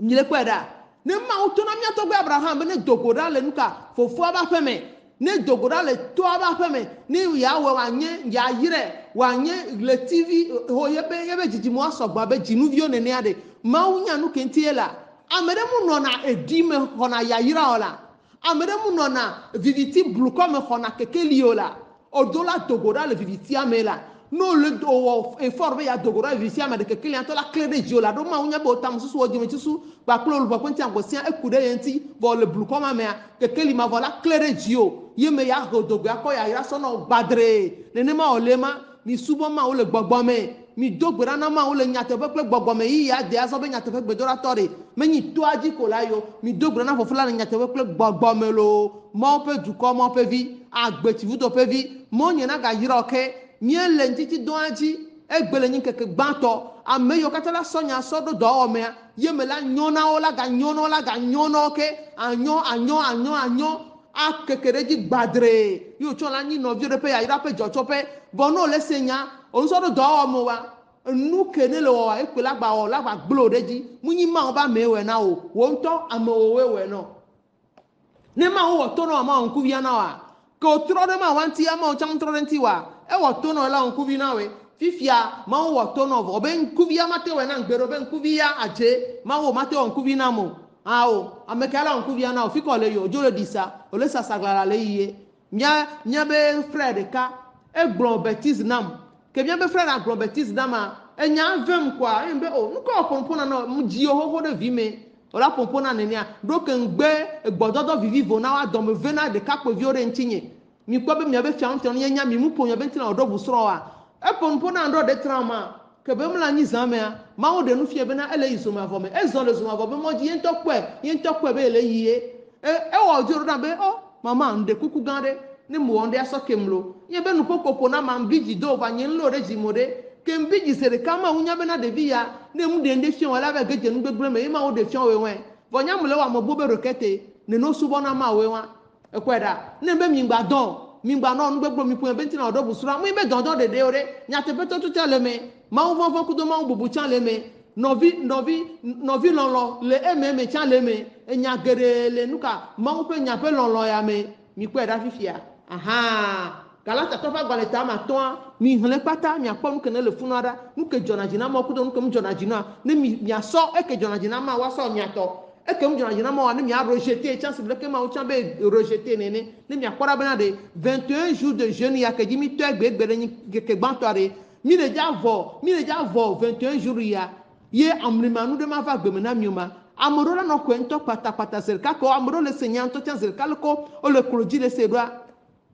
mauja no kwero adi gbadre le Yesu Kristo Nazareth opon kome mbena haha egbana haha gane gbana hihia patanji eleja jo poyiye do gbera bena ni haha ya bai makpo gomelemo vono nto hoso bena oliadem o hoso bena yento be nunya e la so subo mawu ne le récitation e va pudu le nuo le kloji pa e vo le detaguna petata viola firo le to sararo me va le vo mu ko Yesu aba petokpe de lo yo mtrojimo yo hoso bena paki ya ogbeja drig le gbegbele ma me ya ni hahava novi odu na paki le gbegbele bolo odu na paka le nko jijo popo me yenyi mia Kristo to pazan miami mu jena zan yore amenu bebe vio minye esunya si gbadre pe ya anglophone o monu gentie yemia oya egbebe keke me maulen so amede keneku akwa avome yo calculer yo wi ma o ya fa me abenade enya ya ko na nye duko na be yenti me fon doa ne nya le to ami amodo mi dagba no critique nya mi amodo mi le critique nya ba le me mbe na nya didi na pa o nya ya nyon to ba didi na pa o tata fidel pona nu po amoro la do jaske kala yon abe tata fidel nya didi nto e yo nu ke be nya didi akpe enyo le to nya mana njoko na o sun la jo bonu be na nyi saya ma bloquer o ya le nuaji mi vona ma o mi bu mo pa mo anyo no so wu no vinye no senya ya bo yo joyi vele no agbevula anyo no so bo no mu se po gbogbo vola tropo nyede munyenye olo nyempo na fido amolo gbogbo vola tropo do gbogbo voye de blele nti o ba fiye ye bela so gele po renya be fi azo memile ebe ya u ma zola le olo ebe ya u ma Yesu zolewe abosan jole olo ezola fion abosama gbogbo kokope jola fion o amoni wona na telegide na no adoda na me e darento lebe gbeme da yento lebe tepere da lebe sire me da dele no te poebe vondodo yi poti akola lo kore joma vame wanwula nyigba aji atro jiraji do na mi azu Jerusalem ye ye ana mi ava no me éternellement o le butame so numanti amedo le bena yo sona nu so pe na si me yo ho na gbogbo de na yo ko mi toran za se yo te de gidi na gbogbo so na gblenu wa no pa mo bo ko do na pa mo bo susu me wa no be ya me ya nu le ja nyo ne yo la du we susu ju no la no gbon enu ke edren ko ku ana o yo la no gbon enu ke mo le tu ana o yo la no ko ke so yo ba se gbe yo la governor block pe wa no so ka du bo no block pe no vinye no so no blawa ezo mete no na kamolo ezo mete no na kaduba molo efiona kaduba elo no vinye kristoto ezo enenye ma wo penya na munye le ebre topa gbanle bena ebena nko ebe echonyi gbakudo so jope ade mienye lo mo pe du ko ma untonyi jobinu jo machi ke fiona ka na de togome na tia pupwe he na gbodo megbe atia punya ka jore jo ebe wenyi nua hallelujah ma wo yenyi nua yenyi gbakudo mi jope ade hallelujah jope ade ikeminya mi fiona le dusi gba ple mi olo nko gba ple megbe no ya mi ben ko le kaka aflime ya fi male na joye ela be jope ade mi enye evia etoyo odina ma uye nye mi ato hallelujah Yesu Kristo enye mi afofo gan to la hallelujah ko Yesu gba kudo to ade kayole epera eta enye mi ape de la nti papa fia mi ape lon la eya eba de mi le ha o katame ye mi benade mi atro de nchi bon ne mi tro de nchi mi atro nchi le nya to pekle gbogbo me ne ho no ale mi sesie ne mi aji haya ano zonzon gba ple mi ele zonzon kan le to Yesu nko me mi avo powo Kristo du kujina mi amo popo le di woda apeto Kristo le asinami hallelujah tai ko le mi le gbogbo mi le zonzon gba ku de mi so mi popo dare ya majia nu kenti ma hona mi le kuku de ya medo mi le de kuku ne papa hona mi Yehowa ma hona mi le Yesu Kristo na se to pe nko me mi le bioma wo le be na hona mi ko ma ona be ma hona mi a kama bu ki ba ko da nya ebu ma de vina mi ore no vinye Kristo to ebu ma reforma e de vina nye ba ku do ntonto e le to si atokle du si adu ku do gbogbo de si ademe anabi Isa ela ba troba nyanya kemto na Yesu Jésus revient bientôt maranatha me gbo no nya be gbe na Yesu Kristo e gbagba na pi hallelujah Yesu Kristo egba na pi eya tanyi kudo mia no nyame ne nyamba o de kaba kudo mawu ye mekwe ne Kristo do mia hamina do gba kudo la be Kristo nyinyala ye pe gbogbo kokko ela trodo mia no bibi le mianti eya vana nunto kaka ne ya joa onka esasa kre na mi hohovo no vinye Kristo to ne ha de java jiwa na gba pepere le jiwo ne no hosebe mawu matema we na wa no vinye Kristo to ikloji na do gbeda wo ma awe na wo nu kenti obo ne ikloji no do gbeda be wo ma awe na wo ma u ko le yu ala we na wo won gba be pastor wo pastor awe pastor me ja we na wo evangelist me ja we na wo ma u ye la we na no ko ojima de dio dare ya magia awe adegwe na wo le gbogbo kokko pe nkome le Yesu Kristo Nazareth pe nkome ma u pe duko ma u pe vio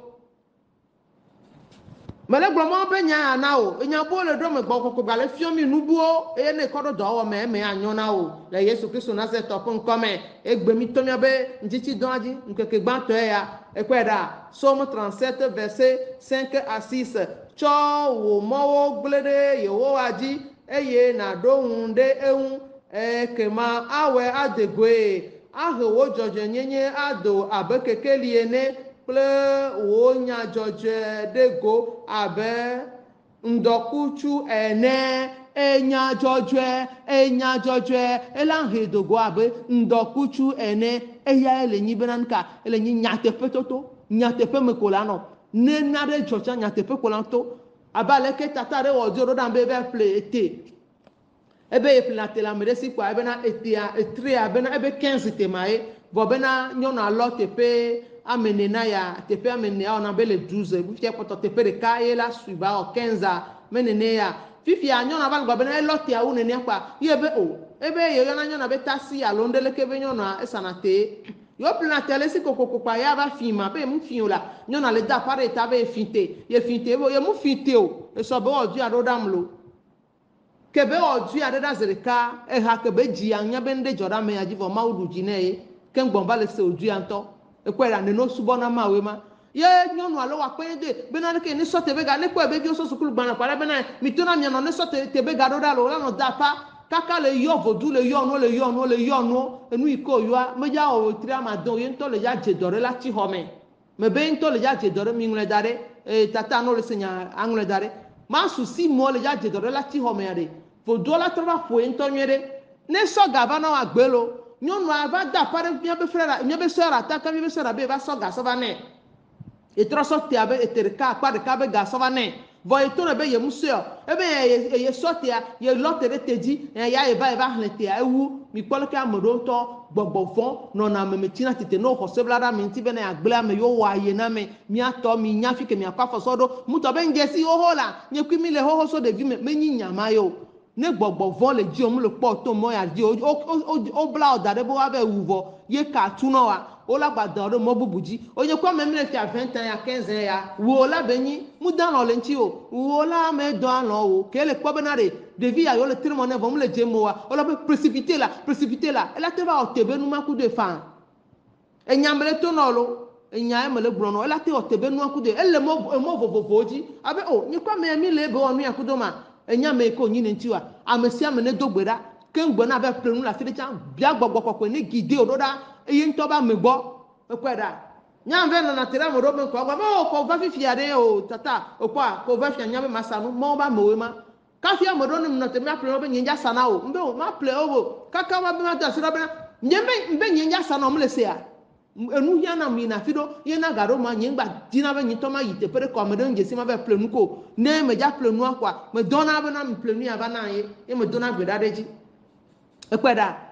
mawu yehowa ƒona mi to na mɔ vovovo dzi ku ɖe miabe to maɖo ta vɔ mi mu nya nɛ gbeɖegbeɖe o mi kpɔ nu ke nyɔnu be wa ne ɖe miabe sœur ya tsã mu le fidèle na mawu o wa nyɔnu ma be nua la ɖe ŋuti alo nubu ko ɖo ɖe ŋuti la va me nɛ game o ekudo tetɔ ya la nɔ nyuie ɖe nyim be tetɔ nyi ba me bara le tso va me le nɔ exemple ɖo be na ɖo dzɔna nenea ye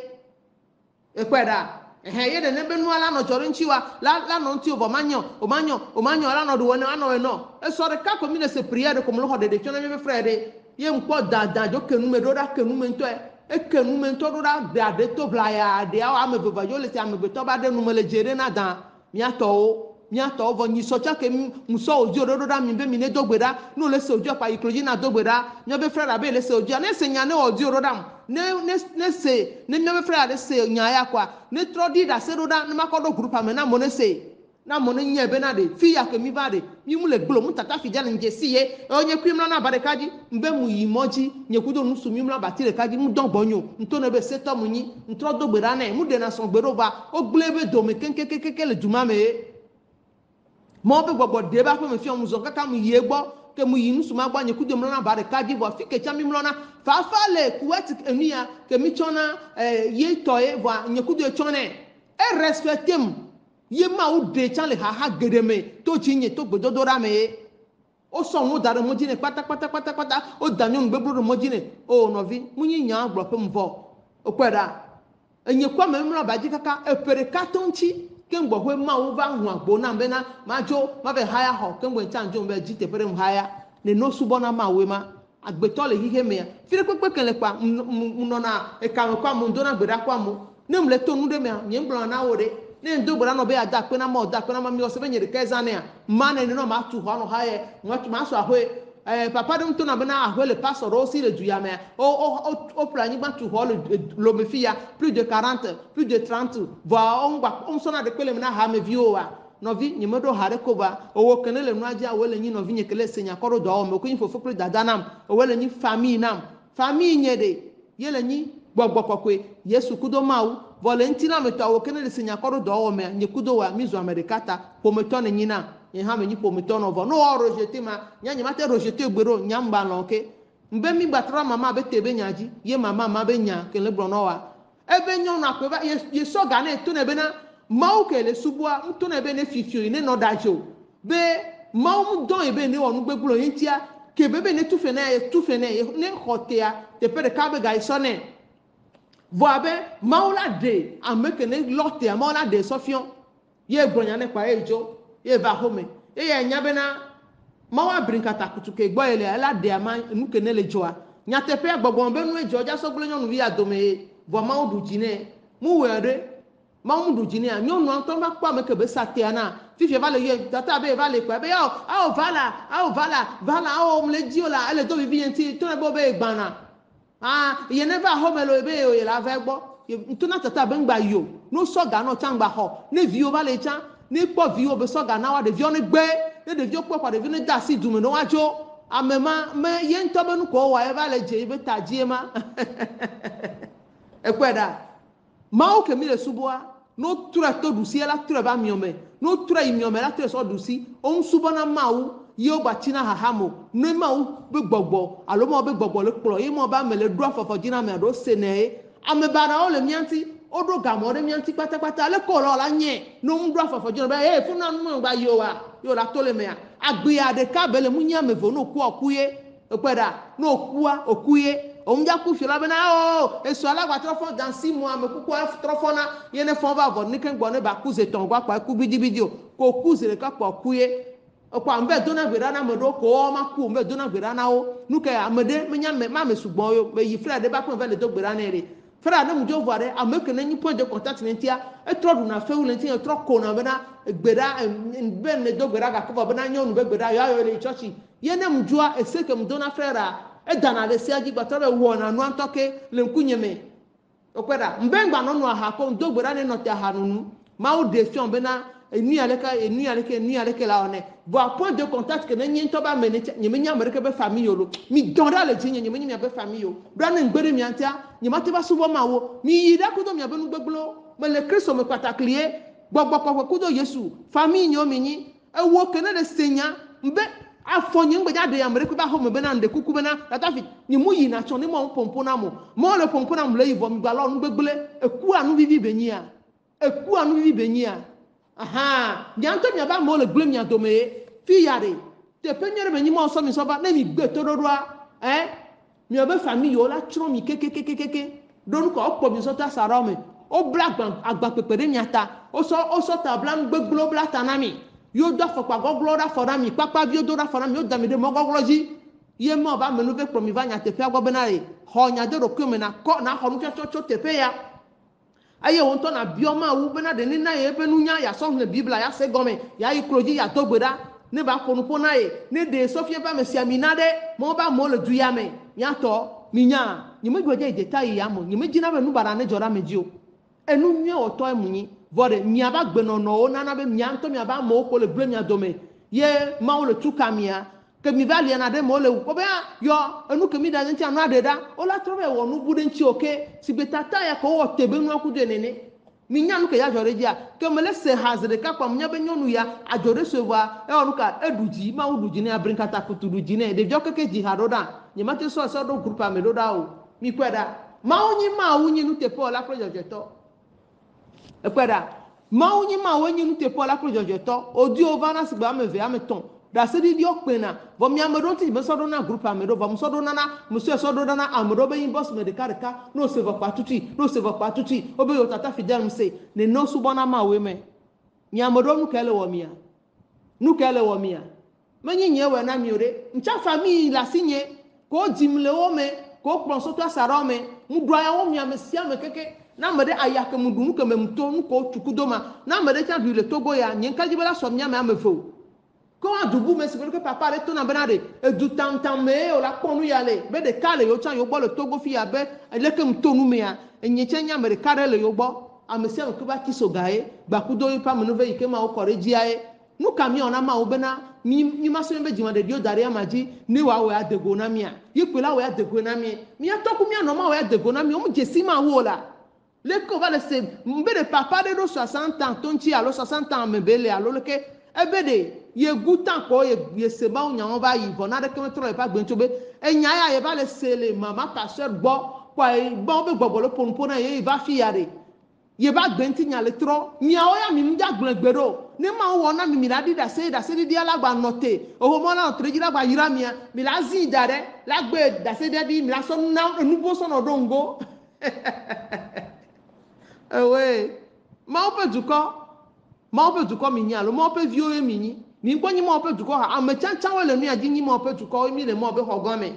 mi le mawo be fika mawo be xɔ gã me mawo ne yra mi ame yiwo katã sɔ nya sɔ ɖo dɔwɔwɔ me ye mi bɔbɔ na nya ya obena mia ko be jima de dio dare ya maji mia gbe mia pe more ya maji e ya we adegwe na mi hallelujah salmo pa gwa le tabla ton voni to kuki amene so ye amaton e tabla ton vendre somme 37 tabla ton vendre munya menio somme 37 alléluia somme 37 verset 5 à 6 cho mo glede yehowa ji eye na do nde ehun ekema awe adegwe ahewo jojo nyenye de go ahewo jojo nyenye de go abe kekeli ene plewo nya jojo de go hallelujah plewo nya jojo abe plewo nya jojo ahe plewo nya jojo abenuka abe ndokuchu ene hallelujah ela hemia pe nya jojo de go ahe de go ahe mia pe nuka mia pe jojo yin de go abenanka kekeli ahe mia pe nya jojo de go abenuka abe ndokuchu ene enya jojo nya te petoto enya menono nte pe owo na ma wula menu bebe me mi mejo amenu bebe ke me mi le mi ma na me kudo aye menu owo mi ana me kudo nya te petoto mi ana me kudo ma vovo ma sosro dana no mi ame ye nyi ma ulolo de blibo na no mi ame mi na mi a rejeter amo papa de sia de le mi ame ne amo ma pa yike nyi de la yesu kristo ma na no mi ame et sans ride sans tache na no mi ame eye me ko mi atemato adunya be futoji le ma manu eme ya mi anteme be pomoto na duro su jina mi kaka wa gble mi adome kenkenkenken gbedodora ya kwa molese amolese gbedodora ya olopo no be dono olo poka tuple gadede amokli bochi anyigba deza ne plus de 4 ans o dogbera no to kamo poka tutu amo be na ye data fide mi aso photo dara ahome mi anso bo mi aso no dara ahome game mi ano jeklo no pombe ao mu gbe numa yenti mbe nyima ga so photo ere keso do no ajiko amogere obiom yembe na no munyo tutu photo nya dale no amezereka bono munyo obelo we ama unyela po kwa amesiame amoko nto tutu obe data ntuti no munyo yo obele so photo nyi opo photo en poso dare be na eja tata fidele ya ela ahome na lekeleke na ma no gbo le gbogbo pa memenyi ma no gbo le gbogbo ne mene nyono mi amoko ne mi nakpo no bieve kwa mi jana laga ya tata fidele mo ni anama ne ke ni menya mereke be gbo vio mi tati ne ma vo mi abe pa so gbo no la no fia sekudo do la respecter no na dima na mi contact kurenti kebe amovlu omini ye mi dila no sende pepe gome ya mi amoro ne mi na mi be paso wa mi la jezare paso tibe yo yina paso wu gbedo mi be paso nya mi nyo mi ato mi nye afo mi yu ala gome jabu le paso nti opeda ye mi na dima mi atiti afia ne mi wa mi la kuyelo ma wula ko mi apa jona mi apa jola gban na mi keke mi apa nu la gble na mi ye ne mi nya nu mi jolo bo me ne mo ne keke mi ba si gban original mi no na dima mu so na to na ma wiye nu ke mu wona le dima ntia frei do nye de vi ke le gbonya cha nye be na nu ya le ke mu wona ya ebe mama nu ko wona ya pastor pe mu le lo mi wona nya ke pe le gbo ko pe ko pastor pe mu le wona pastor pe mu le wona lo ya mo mi kweda nyeme be so ape gan le me nyeme be ple hunga nyeme be ple nyigba le ke awo mbe oji ndo ga me ne yi ya de ma ola so ke jele tonyi to me so nam ekem lo do bele nam fifia ma kwaso do be do ma me sia me kele fan vile va no aponti ba fa me ne nyona me sia me mo lo agbogbo to ku don ti la me to no ga ke mu le su ogbedo ni kweda fifia be na ave no to bo mu je na me na to wa no de ave ajogba to la be chi dogbaji ya ngbonya na mi ato ngbonya no fi ke mi bonadra ngbonya na one le gbo ma unya leke mo tuna ka o pona da mo pona ka tutu pe to jijona mo nto no fi nye kristo to da se di ala mle donku nya be frede ebe yo ba home anu nyona na yo gbedo ye be ba senya be va ye be ba mtona be ne do gbeda je m'excuse ye be so gbeda so do ntiti do me bele kwa gbogbo ke na gble nu lo wanti esprit ava le po hon tu be na kwa e ho se ba medeva esprit ava le po tu be na fike be yiwan ebe ngba iko mu le se o ma be munya be na ye to yo wa pata onyi o ma kwa ele ntiti domelo ele ntiti dome be na ye kpobolo po hon tu na ye mo be gbogbo puto na be senya ye ke be senya ze kai fo ba fi ya ehun otura ebe nko ne ko aviva fujo le ebe o nu ke ya ma kwa ba saba mla nyike emlanya même chose va se répéter que ntone be na enyawa munya be nyi sofie ejefuno ma o de ama nu kenele o avwa ntiti dok be ja 7 jours ele ntiti dom deuxième jour le kan fie be na ne dépouiller do kweme ne buedo ko me na mawo ne bio no chochoke ne bio ne so ko ne de ga ofu gbele do kwenchi ne banya me netra ewele nkekere kame nkeke velia mezere kakwa gbogbo ba horo de jigleje emi dazoreji mbo ma gba ko epo mbo ma gba ko eko gbere agbomu hunia agbogane hune eketo dara la senu ke ba gbo hune meja se oda me nya me kere we ana nyile nu yaji ocha dogbera na gbo no hunu ocha epeda ne mba le gbomo nya ne ngbele me gbo kokko so na ngbele me ani tole me enya ya to ta gbo kokko so na mle gbole me do le de amesa le fion ye o de gbogbo acha so le fion ke gbogbo le tu afani le tu afote le pohon tu ne ya de ye na be ndon kunya ji le to no fian no nyima te don ku la te na o agboke ne hune ku do fike ma hu agbo ne kweda do ne yi ya dia ola gba sele gbe dodora me vo manya me ke be nyu ne mo subo na ma we ma va me mare mkwa mjesia echa kwa jesima mi subo ma ole nya ototo me mi bi omo menunya ne mi aso gba kudu elo le Kristo Yesu na ze top nkome mo petuko mo nye na ga yira mi ke mo na yira mi afuno yo mi yate wa mi no pedodoraji dono yo mi yate wa mi no gbogbo me kudo mi plo mi do mi kweda amoko gwa be yo na tike yo la we so na midi ya lo yo la so na 15 ra mi va mi joko mi no nya mi be ji o me ne kore nchinye ko amunu be gbadre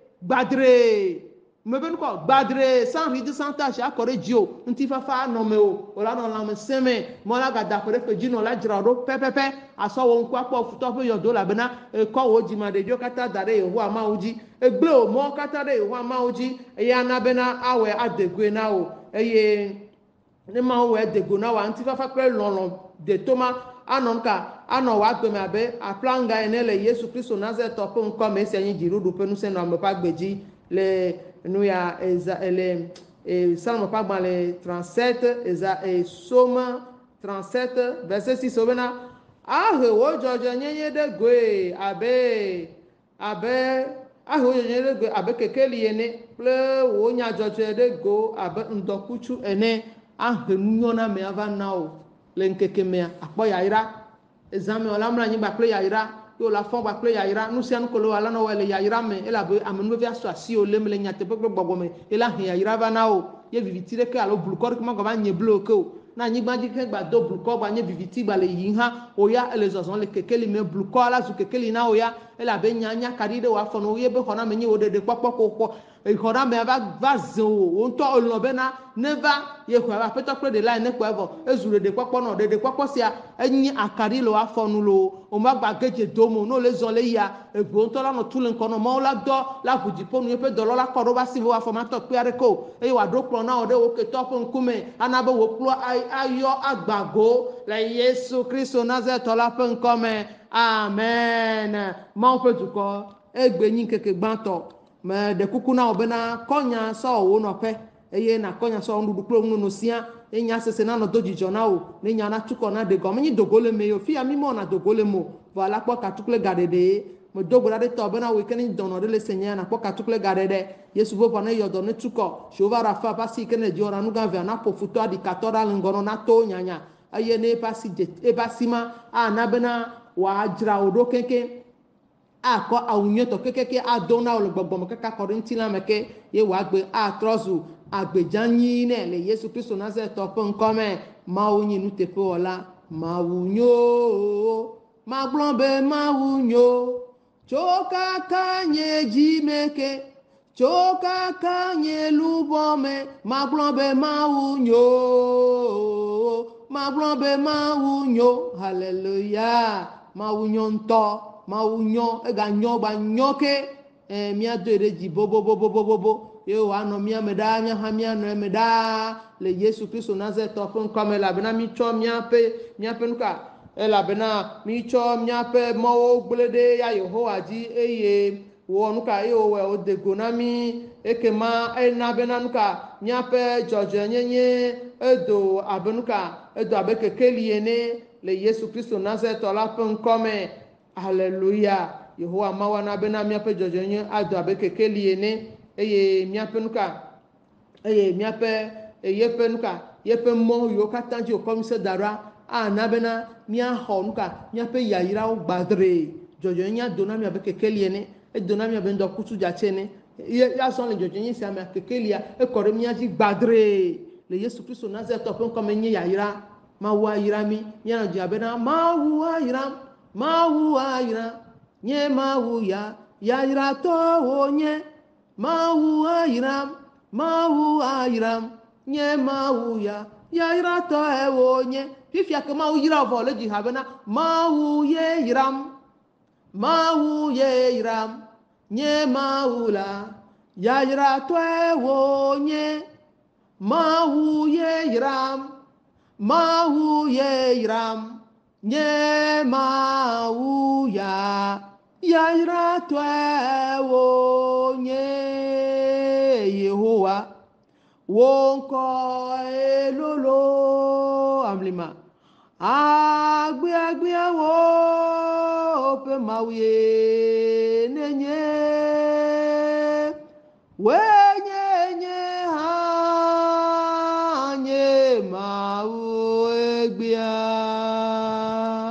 machodo kwinye anawo Israel wenye ha anye mawo egbia machodo kwinye anawo